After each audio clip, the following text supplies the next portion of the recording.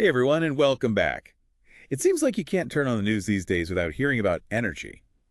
Prices at the pump, what's happening overseas. And don't even get me started on the latest arguments about it all. Right. Well, you guys know we like to cut through the noise here and get to the heart of the matter. And today, we've got a fascinating, if slightly unnerving report on the current state of energy markets to dive into. Specifically, oil and gas, dated October 4th, 2024. So, buckle up. This one's a bit of a wild ride. It really is. And you know what's interesting about this report? It's by Arne Lohman Rasmussen, by the way. Oh yeah, he really knows his stuff. He does, and he's suggesting that the usual things that move energy markets, like OPEC decisions, global production, all that. Supply and demand, the basics. Right, exactly. He's saying those factors are almost taking a backseat right now. Okay, so we're talking about something bigger at play here. And the report actually puts it pretty bluntly. Forget OPEC, it's geopolitics now. Yeah. So is that really what's going on? Are we talking about like those old school oil shocks from the 70s, but in 2024? Well, there are definitely some parallels. Historically, anytime you have major geopolitical tensions, it throws a wrench into the energy markets. Right, like when Russia invaded Ukraine last year. Well, prices went crazy. exactly. It was chaos. And, Rasmussen argues that what's happening right now, it has the potential to be even more disruptive. Okay, so this isn't just about one region or a temporary blip. And the report really hones in on the Middle East, specifically the tensions between Israel and Iran. It's like the whole world's holding its breath, wondering what's going to happen next.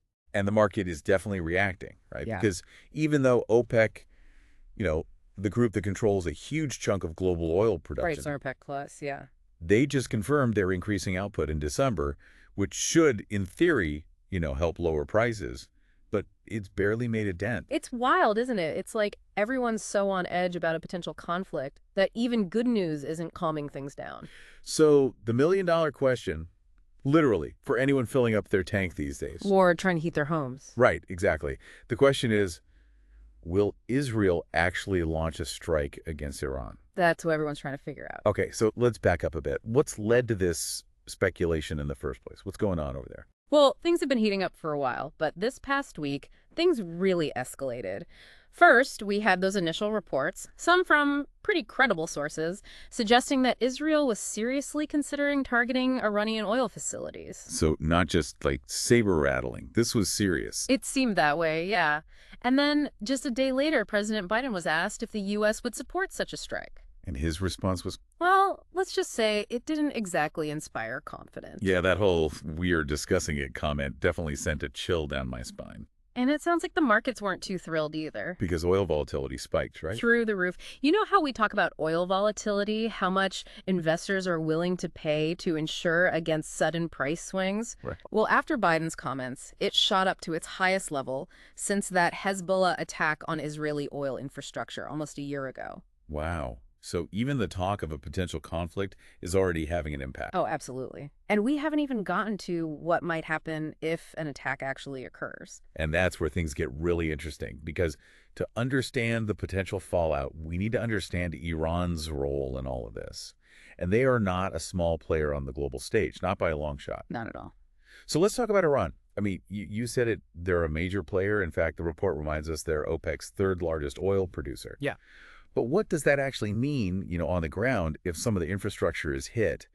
What are we talking about? How bad could it be? It would be bad. Think about it. Imagine what is essentially a small country, not geographically, of course, but just in terms of its role in this global energy market. And then imagine 7% of the world's oil supply just gone. 7%. Yeah. Seriously. Okay, so help me wrap my head around that. What kind of numbers are we talking about here? How much oil are they actually putting out there? Well, according to Rasmussen's analysis, Iran produces about 3.3 million barrels of crude oil every single day. And of that, they export around 1.2 million. Okay, so 3.3 million produced, 1.2 million exported, and all of that could just, disappear overnight? Well, potentially, yes. Now, to be fair, some of that oil goes to places that maybe aren't as affected by global price swings. Mm-hmm. But a significant chunk that goes right into the global market. And any kind of disruption there, any disruption at all, it would definitely send shockwaves. And, it's not even just the crude oil itself. Right. Their refining capacity. What happens if those facilities are hit? Because Iran refines its own oil, right? They don't just ship it out raw. No, they refine a lot of it domestically. They have a very substantial refining capacity, about 2.4 million barrels per day, according to this report. 2.4 million barrels. So if those refineries are taken out, I mean, what happens then? Do they suddenly have to start importing refined products, putting even more pressure on global supply chains? It's a real possibility. They would Yeah. likely be forced to import refined products like gasoline, diesel fuel, things that are already in high demand everywhere. So yeah, it wouldn't be good. Okay, so we've got potential disruptions to crude oil exports. We've got less refined product available. It's like a double whammy. But, the report also mentioned the Strait of Hormuz. And that's always struck me as like one of those potential flashpoints that could really spiral out of control. Yeah, and it's a valid concern. I mean, you've got this very narrow waterway. It's the only way to get from the Persian Gulf, where all this oil is coming from, out to the open ocean. It's a choke point. It really is. The report says that something like 20% of the world's seaborne oil passes through there. And, Iran knows that. They've threatened to close it before. Uh-huh. And while obviously there would be a lot of international pressure to keep it open, it's definitely something to think about. Yeah, that's a chilling thought. 20% of global supply potentially cut off. We're talking energy crisis, capital E, capital C, on a scale that's hard to fathom. It really is a worst case scenario. And, thankfully, that's not Rasmussen's central prediction, but it is a risk factor. And to his credit, he doesn't shy away from it. So given all these what ifs, all these different factors, potential attacks, global supply chains, this Strait of Hormuz thing, how does it all shake out in terms of actual prices? What's the market outlook? Does anyone even dare make a prediction? Well, this is where it gets interesting, because despite all of this tension, all the uncertainty, Rasmussen is actually sticking with his original forecast. He's still predicting Brent crude oil. And just for anyone who maybe doesn't follow oil markets as closely. Right, because it's kind of its own little world. It is. But Brent crude is basically the global benchmark price for oil. And Rasmussen is still predicting it'll trade in the mid-70s US dollars per barrel for Q4 2024. Wait, hold on. All this talk about potential war, global energy disruptions, oil tankers not being able to get through a vital waterway, and the price forecast is basically unchanged. Help me understand this. Yeah, it's a good question. And it really speaks to just how many different things are at play here. But essentially, Rasmussen's basing his forecast on a few key assumptions. Okay, so walk me through it. What's he thinking? So we're in like a holding pattern. Global economy, China's demand. Those are the things keeping prices steady for now. Exactly. Those are the key pillars, at least for now, in Rasmussen's kind of baseline scenario. He's anticipating that the global economy will continue to recover, helped along by some of those recent monetary easing measures we've seen. Right. Central banks around the world trying to keep things moving. Exactly. So cautious optimism on the economy. And then you've got China, which is a huge energy consumer. Massive. And Rasmussen is specifically expecting them to get a pretty significant boost from those easing measures. He's projecting something like 5% growth next year. Wow, 5%. Yeah. And if that happens, if those factories are running and people are spending, they're going to need a lot of energy to fuel all that. Right. So that's part of what's putting a floor under prices, even with everything else going on. Okay, so we've got continued economic growth. We've got China potentially picking up the slack. Anything else factoring into this, like surprisingly steady price forecast? Well, the third kind of pillar here is OPEC. Rasmussen's assuming that they'll stick to their guns and actually increase oil production in December like they said they would. Which would mean... more supply, downward pressure on prices. Right, the basics. Right, exactly. And this is a big but, the report acknowledges that there is a massive, massive wild card here, and that is geopolitics. Because who knows? Right. We can't predict what's going to happen in the Middle East with any certainty. So in addition to that baseline forecast, Rasmussen actually outlines two alternative scenarios, an escalation scenario and a de-escalation scenario. Okay, so a stay the course option and then two paths that kind of diverge from there. Let's break it down. What does the escalation scenario look like? What happens if things get hot? Yeah. So in the escalation scenario, let's say Israel does attack Iranian oil facilities. And let's say they take out, 75% of Iran's export capacity. Okay. And keep in mind, this is not even including a potential closure of the Strait of Hormuz. Right, just direct strikes on the oil infrastructure itself. Right. In that scenario, Rasmussen predicts an immediate price jump of, say, $5 to $10 a barrel. On top of where prices are now. On top of, yeah, so we're talking We're well into the 80s. at least. Potentially even hitting $90 a barrel. Potentially, yeah. And that's just the initial shock. Right, because then the market really freaks out. Exactly. And remember, markets, they hate uncertainty. They hate it more than anything. So the longer the disruption lasts, the higher those prices could climb. And then, of course, if Iran retaliates by actually closing the Strait of Hormuz, Which they've threatened to do. they have, if that happens, we're talking about a full-blown global energy crisis, with prices potentially spiking well above $100 a barrel. Okay, so not good. Yeah. Really, really not good. Hopefully it doesn't come to that. So on that, cautiously optimistic note, let's look at the de-escalation scenario. Okay, so let's say cooler heads prevail. Maybe Israel backs down, Right. or, they carry out a more symbolic strike, something that makes it clear they're not looking to trigger a regional conflict. Right. In that case, Rasmussen suggests that, oil prices could actually drop in the short term, maybe back down into the low 70s, potentially even lower, depending on how the market reacts. Okay, so a little bit of breathing room for consumers and businesses who are already feeling the pinch. But then what? Once that initial sigh of relief is over, what happens? Then it really comes back to fundamentals. The market would likely refocus on those factors we talked about before: global economic growth, Chinese demand, OPEC production levels. Right. And Rasmussen's analysis suggests that in this kind of de-escalation scenario, you'd probably see oil volatility decrease significantly, and prices would likely settle back into that mid-70s range, at least in the medium term. Okay, so a lot hinges on what happens in the next few weeks, if not days. A lot of potential outcomes here. But, this report wasn't just about oil, was it?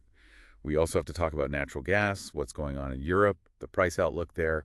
And, I'll be honest, the report kind of threw me for a loop on this one. You're talking about this decoupling of EU carbon emission allowance prices. Yeah, the EUAs, which, full disclosure, I'd heard that term before, but I wasn't 100% sure what it meant or how it all worked.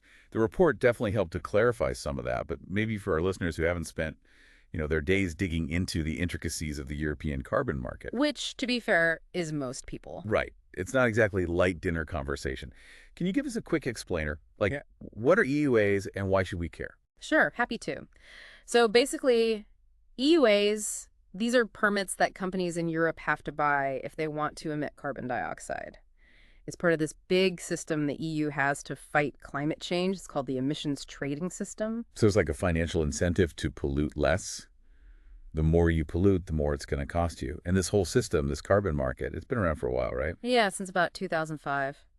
And one of the interesting things is that for years, EUA prices, they've been really closely tied to natural gas prices. They've kind of moved in lockstep. Exactly. And that's what the report says is changing, that those prices they're not moving together like they used to. Yeah, it's weird, right? Because typically when natural gas prices go up, power plants in Europe, they have this incentive to switch to coal. Because it's cheaper. Right, way cheaper. But it's also much dirtier. It produces a lot more CO2. So they switch to coal, Yeah. but then they need more EUAs to cover those extra emissions, which pushes the price up. Exactly. And it works the other way, too. When natural gas prices fall, they switch back to gas, demand for EUAs drops, and the price follows suit. So it's this fuel switching dance that's been going on for years. So what happened? Did someone trip over their partner or something? Why the sudden change in the music? Because the report mentioned that gas prices have been going up lately, They have. but EUA prices haven't followed. It's true. They've actually been falling. So what's the deal? Why the breakdown? Well, it seems like there's just less demand for EUAs in Europe right now. Renewable energy is playing a much larger role. So like solar, wind. All of that. It means less reliance on fossil fuels, which means you need fewer of those CO2 permits. Interesting. So we're actually starting to see the energy transition having an impact on the carbon market. It seems that way. And it's not even just renewables either. The report also mentions weak industrial production in Europe. Because when factories are running, they need energy. Right, which usually means burning fossil fuels and needing EUAs. But with industrial output down, so is the demand for EUAs. It's amazing how these things are all connected. You've got geopolitics, economics, the energy transition, all feeding into this. And speaking of connections, wasn't there something in the report about Germany? Something about their CO2 emissions dropping? There was. It turns out that Germany's CO2 emissions for the first 9 months of this year were down 13% compared to the same period last year. 13%. That's huge. I mean, Germany is an industrial powerhouse. Totally. So to see that kind of reduction, it's pretty remarkable. It is. It makes you think, things can change, Huh. and maybe faster than we think. Definitely. But okay, so EUA prices are trending down, but you also said that gas prices, especially those tied to the Dutch TTF hub. Which, for anyone who doesn't speak energy market fluently, is a key benchmark price for Europe. Thank you, have actually been rising. So Mhm. what's driving that? If it's not this link to EUA prices, why are gas prices going up?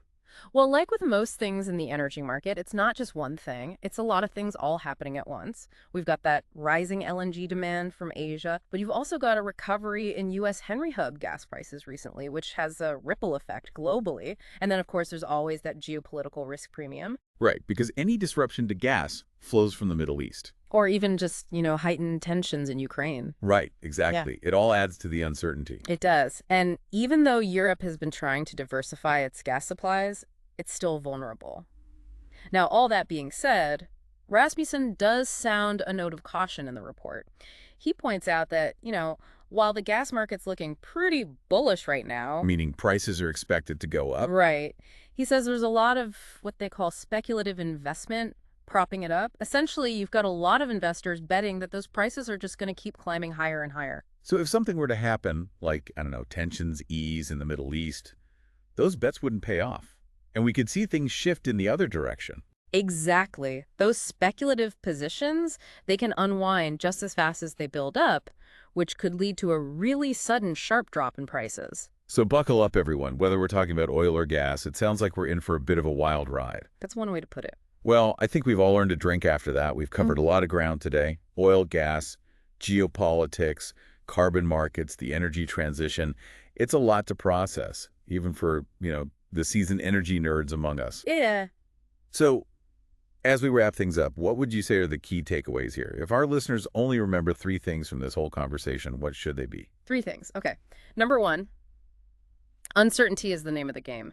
The energy market is facing like a perfect storm of pressures right now. You've got the geopolitical tensions, the economic uncertainty, the energy transition. All happening at once. Exactly. And they're all connected. So buckle up. There's number 2. Right? Number 3, and I think this is important, there are no easy answers. Anyone who tells you they know exactly what's going to happen with oil and gas prices in the coming weeks and months is, well, let's just say they're probably trying to sell you something. Words to live by. Okay, so to our listeners, thank you for joining us for this whirlwind tour of the global energy market. It's always a wild ride. It really is. And remember, this is just a snapshot in time. Things can change quickly. Stay informed, stay curious, and until next time, happy learning.